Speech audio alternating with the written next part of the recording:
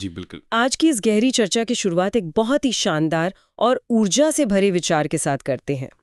खास तौर पर प्रतियोगी परीक्षाओं की तैयारी कर रहे उन सभी जुझारू छात्रों के लिए जो दिन रात एक कर रहे हैं। मंजिलें उन्हीं को मिलती हैं जिनके सपनों में जान होती है। पंखों से कुछ नहीं होता, हौसलों से उड़ान होती है। क्या बात है, बहुत ही प्रेरक शुरुआत। बिल्कुल। और आज का जो मिशन है ना, वो बहुत ही खास और दिलचस्प है। हम उस दस्तावेज के पन्ने पलटने वाले हैं जिसे देखकर मतलब अच्छे अच्छों के पसीने छूट जाते हैं। भारतीय संविधान। जी हाँ, इस विशाल किताब में 395 से भी अधिक अनुच्छेद हैं। अब इतनी लंबी चौड़ी लिस्ट देखकर किसी भी छात्र को घबराहट होना बिल्कुल स्वाभाविक है। एकदम स्वाभाविक है। लेकिन आज का हमारा लक्ष्य इस पूरी किताब को रटना बिल्कुल नहीं है। मिशन ये है कि परीक्षा में बार बार पूछे जाने वाले, सबसे ज्यादा परेशान करने वाले जो वीआईपी अनुच्छेद है ना, उनको एकदम मजेदार और आसान तरीके से डिकोड किया जाए, ताकि वो हमेशा के लिए याद हो जाए। सही कहा। देखिए, प्रतियोगी परीक्षाओं की दुनिया में सफलता का रहस्य सिर्फ घंटों तक किताबें पढ़ते रहने में नहीं है। तो फिर किसमें है? असली रहस्य स्मार्ट स्टडी में छिपा है। 395 अनुच्छेदों को एक सिरे से रटने की कोशिश करना मतलब ऊर्जा की भारी बर्बादी हो सकती है। असल कौशल परीक्षा के पैटर्न को समझने में है। यानी परीक्षक क्या पूछना चाहता है वो पकड़ना। एग्जैक्टली। परीक्षक का ध्यान कुछ विशेष अनुच्छेदों पर ही सबसे ज्यादा जाता है।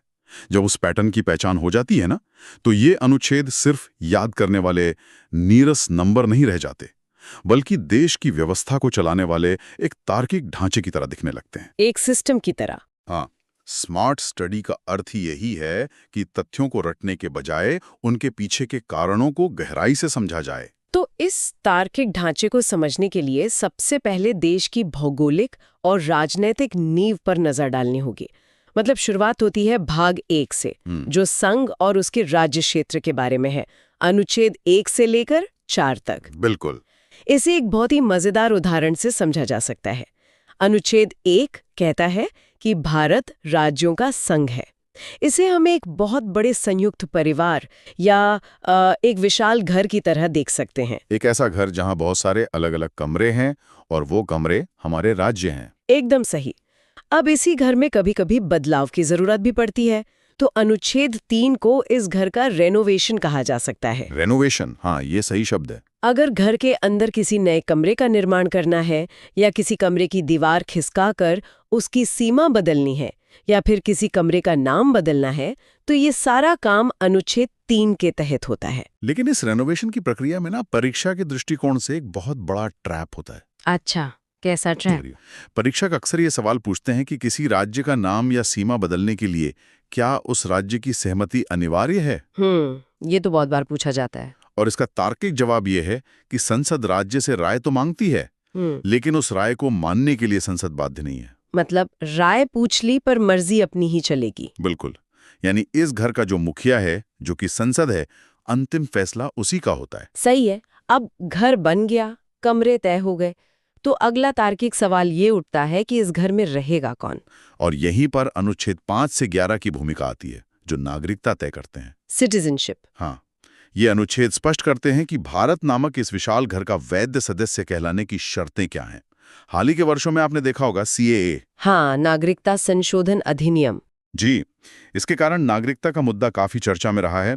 परीक्षा के लिए ये जानना बहुत जरूरी है कि संविधान का भाग 2 और अनुच्छेद 5 से 11 विशेष रूप से ये तय करते हैं कि नागरिकता कैसे मिलती है और कैसे छीनी जा सकती है। और संसद को नागरिकता पर कानून बनाने का पूरा अधिकार अनुच्छेद 11 के तहत ही मिलता है। बिल्कुल सही। अब जब घर बन गया, सदस्य भी तय हो गए, तो उन सदस्यों को कुछ सुपर पावर देने का समय आता है। सुपर पावर यानी हमारे मौलिक अधिकार। जी, जो भाग 3 में अनुच्छेद 12 से 35 तक फैले हुए हैं। ये किसी भी प्रतियोगी छात्र का सबसे पसंदीदा हिस्सा होता है। समानता और अवसर की बात करें तो अनुच्छेद 14 ये गारंटी देता है कि कानून के सामने सब समान है। और 15 स्पष्ट करता है कि धर्म, जाति, लिंग या जन्म स्थान के आधार पर कोई भेदभाव नहीं होगा। लेकिन प्रतियोगी छात्रों के लिए सबसे ज्यादा चमकने वाला अनुच्छेद 16 है। सरकारी नौकरी की तैयारी कर रहे छात्रों के लिए ये किसी वरदान से कम नहीं है। क्योंकि ये लोक नियोजन में अवसर की समानता की गारंटी देता है। बिल्कुल, मतलब सबको बराबरी का मौका मिलेगा सरकारी नौकरी में। अवसर की समानता के साथ साथ एक ऐसा अनुच्छेद भी है जिस पर परीक्षकों की नजर हमेशा टिकी रहती है। अनुच्छेद 17। अस्पृश्यता का अंत। एकदम सही। समाज से छुआछूत जैसी कुप्रथा को खत्म करने का यह प्रावधान परीक्षा के लिए मोस्ट इंपॉर्टेंट है। इसकी खासियत यह है कि ये एक एब्सोल्यूट अधिकार है। यानी किसी भी परिस्थिति में छुआछूत को सही ठहराया ही नहीं जा सकता। कोई अपवाद नहीं है इसका। कोई अपवाद नहीं। इसके बाद जब स्वतंत्रता की ओर बढ़ते हैं तो अनुच्छेद 19 बोलने की आजादी देता है। वाक और अभिव्यक्ति की स्वतंत्रता। लेकिन परीक्षा में अक्सर इसके अपवाद भी पूछे जाते हैं। हाँ, क्योंकि ये आजादी असीमित नहीं है। इस पर देश की सुरक्षा और संप्रभुता के नाम पर रोक लगाई जा सकती है। फिर आता है अनुच्छेद 21, प्राण और दैहिक स्वतंत्रता का अधिकार, जो सिर्फ सांस लेने का अधिकार नहीं है बल्कि गरिमा के साथ जीवन जीने का अधिकार है, जिसमें अब प्राइवेसी का अधिकार भी शामिल हो चुका है। और जीवन जीने के इसी अधिकार से बच्चों का भविष्य भी गहराई से जुड़ा है। हम अनुच्छेद 21A को कैसे भूल सकते हैं, जो 6 से 14 वर्ष के बच्चों के लिए अनिवार्य और मुफ्त शिक्षा को मौलिक अधिकार बनाता है। बिल्कुल, ये शिक्षा की ताकत को दर्शाता है और बच्चों और कमजोर वर्गों की सुरक्षा के लिए ही अनुच्छेद 23 और 24 आते हैं। हाँ, 23 मानव तस्करी और बेगार पर रोक लगाता है। बेगार मतलब बिना पैसे के जबरन काम करवाना। सही कहा। जबकि अनुच्छेद 24 14 वर्ष से कम उम्र के बच्चों को कारखानों या खदानों में काम करने से रोकता है। ये दोनों अनुच्छेद शोषण के खिलाफ एक बहुत मजबूत ढाल बनते हैं। आगे चलकर अनुच्छेद 25 से 28 धार्मिक स्वतंत्रता का अधिकार देते हैं। मतलब हर किसी को अपना धर्म मानने और उसका प्रचार करने की आजादी है। बिल्कुल। लेकिन यहाँ एक बहुत बड़ा सवाल खड़ा होता है। अगर कोई सरकार या संस्था इन सारी सुपर पावर्स को छीनने की कोशिश करे तो क्या होगा? और यहीं पर अनुच्छेद 32 की ग्रैंड एंट्री होती है, जिसे हम संविधान का वारंटी कार्ड कह सकते हैं। वारंटी कार्ड बिल्कुल सटीक तुलना है। अगर कोई भी अधिकार काम नहीं कर रहा है या छीना जा रहा है तो ये वारंटी कार्ड लेकर सीधे सुप्रीम कोर्ट का दरवाजा खटखटाया जा सकता है। और डॉक्टर BR अम्बेडकर ने तो इसी अनुच्छेद 32 को संविधान का हृदय और आत्मा कहा था। जी, ये सिर्फ एक कथन नहीं है बल्कि प्रतियोगी परीक्षाओं का सबसे ज्यादा पूछा जाने वाला तथ्य है। बिना इस संवैधानिक उपचार के बाकी सारे अधिकार महज कागज के टुकड़े बनकर रह जाते। सही बात है। और इसी अनुच्छेद के तहत सुप्रीम कोर्ट 5 प्रकार की रिट जारी कर सकता है जो अधिकारों को लागू करवाती हैं। अधिकारों की इस लंबी चर्चा के बाद अब हमें संविधान के भाग 4 की ओर रुख करना चाहिए, जहां राज्य के नीति निदेशक तत्व मौजूद हैं, यानी DPSP, जी, जो अनुच्छेद 36 से 51 तक आते हैं। अगर DPSP को बहुत ही सरल भाषा में समझा जाए ना, तो ये सरकार के लिए एक टू डू लिस्ट है। To do list? हाँ, मतलब संविधान बनाने वालों ने सरकार को एक लिस्ट थमा दी कि देखो, जब भी देश के पास संसाधन हो, ये सारे काम पूरे करने हैं। जैसे अनुच्छेद 40 कहता है कि ग्राम पंचायतों का संगठन करना है, जी, ताकि गांव के स्तर पर भी सरकार चले और सत्ता सिर्फ दिल्ली में ही ना सिमटी रहे। और अनुच्छेद 45 में सरकार की टू डू लिस्ट में लिखा है कि 6 साल से कम उम्र के नन्हे बच्चों की शुरुआती देखभाल और शिक्षा का इंतजाम करना है। इस टू डू लिस्ट में एक ऐसा प्रावधान भी है जो आज के समय में बहुत बड़ा ट्रेंडिंग विषय है। आप अनुच्छेद 44 की बात कर रहे हैं ना? जी, समान नागरिक संहिता यानी यूनिफॉर्म सिविल कोड पूरे देश के लिए विवाह, तलाक और संपत्ति के मामलों में एक समान कानून की बात इस अनुच्छेद में कही गई है। और बहुत ज्यादा चर्चा में होने के कारण परीक्षकों का ये पसंदीदा विषय बन गया है आजकल। इसके अलावा अनुच्छेद 50 भी एक बहुत ही दिलचस्प व्यवस्था बनाता है। ये कार्यपालिका और न्यायपालिका के अलगाव की बात करता है। इसे ऐसे समझ सकते हैं जैसे घर के 2 शक्तिशाली भाइयों को अलग अलग कमरे दे दिए गए हों, ताकि वो लड़े नहीं। हाँ, ताकि उनके काम आपस में ना टकराएं, प्रशासन अपना काम करे और अदालतें बिना किसी दबाव के अपना काम करें। और फिर 51 जो देश को अंतर्राष्ट्रीय शांति और सुरक्षा बनाए रखने का निर्देश देता है। तो सरकार की टू डू लिस्ट तो हो गई, लेकिन देश के नागरिकों की भी तो कुछ जिम्मेदारियां होती हैं। बिल्कुल होती हैं। सिर्फ अधिकार मांगते रहने से एक मजबूत देश थोड़ी बनता है। इसलिए 42वें संविधान संशोधन के जरिए अनुच्छेद 51A जोड़ा गया, जिसमें नागरिकों के 11 मौलिक कर्तव्यों का जिक्र है, जिन्हें हम सिटीजनशिप के नियम और शर्तें या टर्म्स एंड कंडीशंस कह सकते हैं। जैसे किसी ऐप को इस्तेमाल करने से पहले आई एग्री पर क्लिक करना पड़ता है ना, एकदम वैसा ही भारत का नागरिक होने के नाते ये बुनियादी शर्त है कि राष्ट्रीय ध्वज का सम्मान किया जाए, देश की रक्षा की जाए और समाज में भाईचारा बनाए रखा जाए। इस हिस्से को पार करने के बाद अब चर्चा को भाग 5 की तरफ ले जाना चाहिए, जहां बात होती है देश के बॉस की, यानी राष्ट्रपति, उपराष्ट्रपति और संसद। अनुच्छेद 52 से 123 तक का ये सफर बहुत ही रुतबे और ताकत वाला है। देश के सबसे बड़े पद की व्यवस्था अनुच्छेद 52 में है, जो स्पष्ट करता है कि भारत का एक राष्ट्रपति होगा, और 63 के तहत उपराष्ट्रपति का प्रावधान है। लेकिन संविधान में शक्ति के संतुलन का बहुत बारीकी से ध्यान रखा गया है। जी, अगर सर्वोच्च पद पर बैठा व्यक्ति संविधान का उल्लंघन करता है तो उसे हटाने की एक बहुत ही सख्त प्रक्रिया तय की गई है। अनुच्छेद 61। हाँ, राष्ट्रपति पर महाभियोग या इम्पीचमेंट चलाने की प्रक्रिया। परीक्षा में ये अक्सर पूछा जाता है कि महाभियोग का प्रस्ताव संसद के किस सदन में लाया जा सकता है, और इसका उत्तर है कि ये लोकसभा या राज्यसभा किसी में भी शुरू किया जा सकता है। सही। दूसरी ओर राष्ट्रपति के पास कुछ बड़े विशेष अधिकार भी हैं। अनुच्छेद 72 उन्हें क्षमादान की शक्ति देता है, जो एक ऐसा माफीनामा है जो किसी अपराधी की सजा को कम कर सकता है या फांसी की सजा को पूरी तरह माफ कर सकता है। लेकिन देश का मुखिया अकेले तो सारा काम नहीं संभाल सकता। रोजमर्रा के फैसले लेने और सलाह देने के लिए एक टीम की जरूरत होती है। तो अनुच्छेद 74 के तहत राष्ट्रपति को सलाह देने के लिए एक मंत्री परिषद होती है, जिसके मुखिया प्रधानमंत्री होते हैं। और कानूनी मामलों में सरकार को सलाह देने के लिए उसके लिए अनुच्छेद 76 के तहत भारत के महान्यायवादी यानी अटॉर्नी जनरल का पद है। ये देश के सबसे बड़े सरकारी वकील होते हैं जो सुप्रीम कोर्ट में सरकार का पक्ष रखते हैं। इन सब के बीच संसद और उसके दोनों सदनों के अनुच्छेद याद रखना छात्रों के लिए अक्सर सिरदर्द बन जाता है। इसके लिए ना एक बहुत ही शानदार शॉर्टकट ट्रिक है। बस एक नाम याद रखना है, सरला। अनुच्छेद 79, र से राज्यसभा अनुच्छेद 80 और ल से लोकसभा अनुच्छेद 81। अरे वाह, 79, 80, 81 लगातार 3 नंबर और सरला नाम से पूरी संसद का ढांचा आसानी से दिमाग में छप जाएगा। है ना मजेदार? बिल्कुल। ट्रिक्स के साथ साथ उन प्रक्रियाओं को समझना भी जरूरी है जहां से सबसे ज्यादा जटिल सवाल बनते हैं, जैसे अनुच्छेद 108 संयुक्त अधिवेशन। जी, जब लोकसभा और राज्यसभा के बीच किसी साधारण बिल को लेकर भारी मतभेद हो जाता है और गतिरोध बन जाता है, तो राष्ट्रपति दोनों सदनों को एक साथ बुलाते हैं। इसे एक बड़ी पार्टी की तरह समझ सकते हैं। हाँ, इस पार्टी को बुलाने वाला यानी होस्ट कोई और है, जो कि राष्ट्रपति हैं।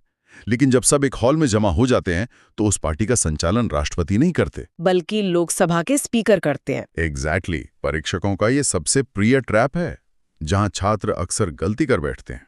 इसी तरह पैसों के मामले में अनुच्छेद 110 धन विधेयक को परिभाषित करता है।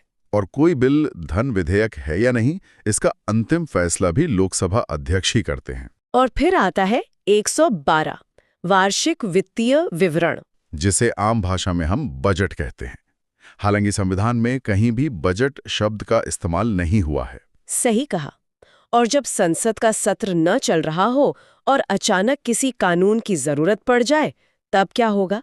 तब अनुच्छेद 123 के तहत राष्ट्रपति अध्यादेश जारी कर सकते हैं, जिसे हम इमरजेंसी शॉर्टकट कानून कह सकते हैं। इसकी ताकत संसद द्वारा बनाए गए कानून के बराबर ही होती है। अब भाग 5 का दूसरा महत्वपूर्ण हिस्सा न्यायपालिका और खजाने से जुड़ा है, जो अनुच्छेद 124 से 267 तक फैला है। देश में कानून का सही से पालन हो रहा है या नहीं, ये देखने के लिए 124 के तहत सर्वोच्च न्यायालय यानी सुप्रीम कोर्ट की स्थापना की गई है। और कभी-कभी राष्ट्रपति को भी कानूनी पक्षों में किसी विशेषज्ञ की सलाह चाहिए होती है।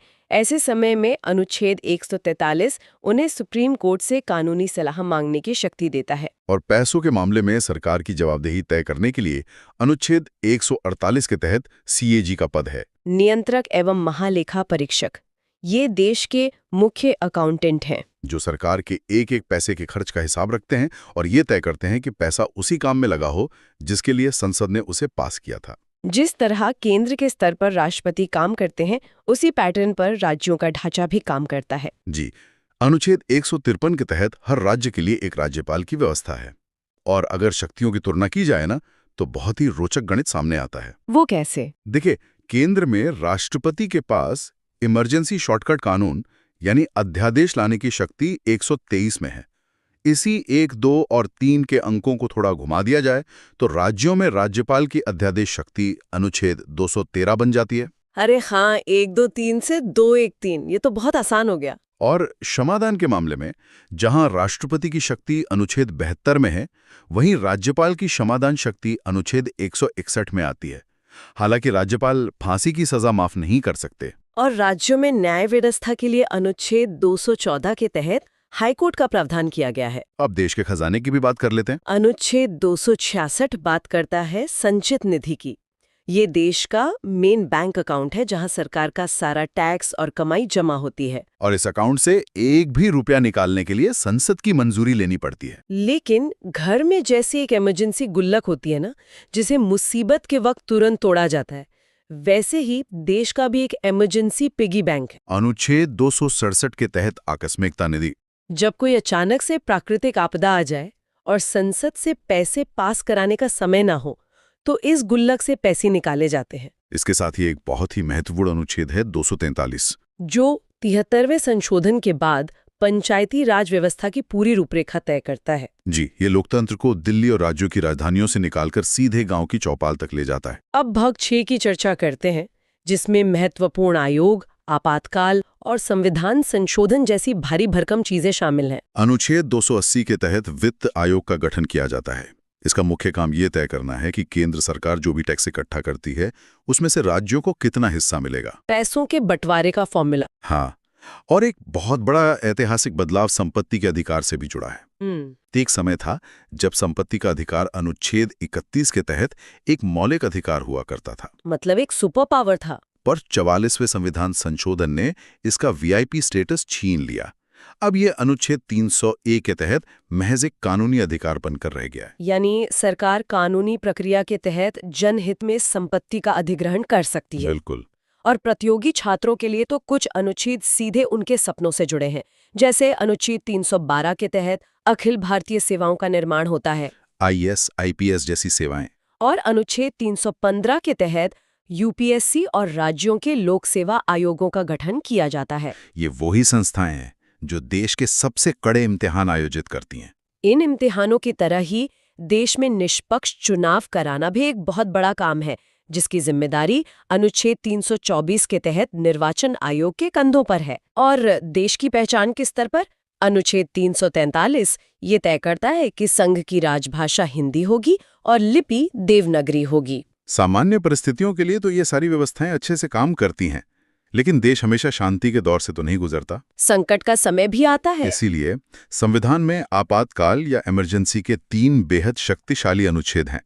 अनुच्छेद 352 राष्ट्रीय आपातकाल से जुड़ा है, जो युद्ध, बाहरी आक्रमण या सशस्त्र विद्रोह की स्थिति में लगाया जाता है। जब किसी राज्य में सरकार संविधान के हिसाब से काम न कर पा रही हो और मशीनरी फेल हो जाए, तब अनुच्छेद 356 का इस्तेमाल होता है, जिसे हम आम बोलचाल में राष्ट्रपति शासन कहते हैं। जी, और ये अनुच्छेद भारतीय राजनीति में सबसे ज्यादा विवादित रहा है, इसलिए परीक्षा में भी बहुत पूछा जाता है। और तीसरा है अनुच्छेद 360, वित्तीय आपातकाल। ये तब लागू होता है जब देश की आर्थिक साख खतरे में हो। मतलब आसान शब्दों में कहें तो जब देश का वॉलेट पूरी तरह से खाली होने की कगार पर हो। आज तक अनुच्छेद 360 का इस्तेमाल करने की नौबत कभी नहीं आई। बिल्कुल। इस पूरी लंबी यात्रा और चर्चा का सबसे धमाकेदार और तार्किक अंत होता है अनुच्छेद 368 पर, जो है संविधान संशोधन की प्रक्रिया। अगर आज की तकनीक वाली भाषा में इसे समझा जाए ना, तो ये भारतीय संविधान का सॉफ्टवेयर अपडेट फीचर है। सॉफ्टवेयर अपडेट बहुत ही सटीक उदाहरण है। जैसे समय के साथ मोबाइल फोन का सिस्टम पुराना हो जाता है और उसमें नए फीचर्स डालने के लिए अपडेट की जरूरत होती है, ठीक वैसे ही 1950 में बने संविधान को आज की बदलती जरूरतों के हिसाब से अपडेट करने का तरीका इसी अनुच्छेद 368 में लिखा गया है। ये व्यवस्था सुनिश्चित करती है कि संविधान एक रुकी हुई किताब न बनकर समय के साथ चलने वाला एक जीवंत दस्तावेज बना रहे। बिल्कुल। इन सभी प्रावधानों के विश्लेषण से एक बात बिल्कुल स्पष्ट हो जाती है कि ये अनुच्छेद सिर्फ याद करने वाले नंबर नहीं है, ये एक पूरी की पूरी व्यवस्था का ब्लूप्रिंट है। सही कहा। सही कहा।